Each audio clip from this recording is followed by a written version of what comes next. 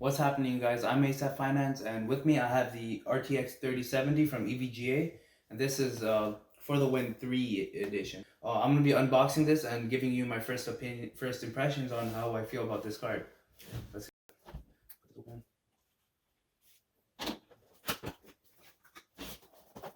By the way, guys, if you're wondering how I got my hands on this card, it's from the EVGA queue system that I signed up for 4 or 5 months back. They're doing this queue system where you put your email address, your name, and some more contact information, and they will put you in a queue with other people who fill out the same form, and it goes through the list one by one, so that increases your chance of getting a card. Opening up this box, we have a great presentation here. I'm guessing the GPU is underneath right here. That's right. Before we get into GPU, see what they have included for us. This just seems like a standard EVGA graphics card installation guide and manual. What dropped out of here? So we have this powered by EVGA, kind of a 3D textured sticker here. Let's take a look at the card. It's quite a big card, to be honest. Check it out. And here's the first look at the card. It's quite heavy, actually. I think it's heavier than the Asus Strix 5700 XT that was my previous card before this. At first glance, this card looks great. You know, this whole front part is plastic, I believe, and it's not any kind of plastic. It's a very sturdy and hard plastic. So there's no issues on the durability there. And this is not going to be through a lot either way. So on the back, it's a fully metal backplate with a little bit of branding. It says there's an EVGA cutout, GeForce RTX. The backplate has hexagonal cutouts as well for better airflow and better cooling. Also, cooling should not be a problem with this card because number one, the fully metal backplate helps transfer heat better, so it gets transferred to this whole surface area. Along with that, we have cutouts for better airflow in and out the card.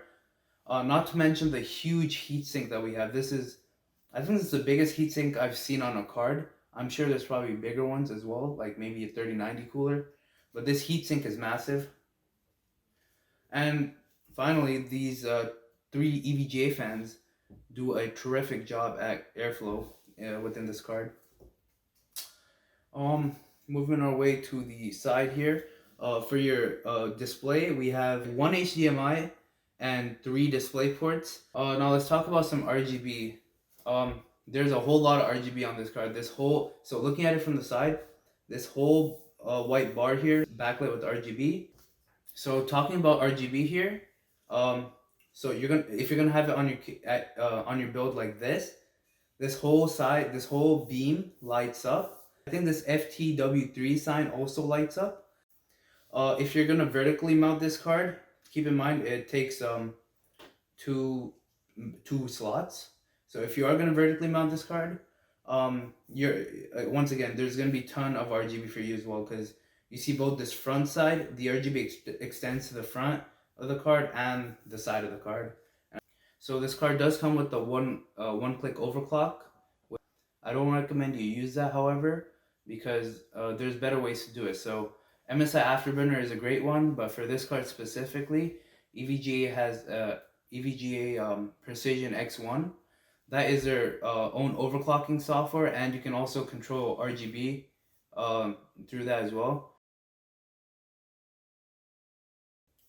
So this card has a ton of branding. Whether you like it or not, it's going to be up to personal preference.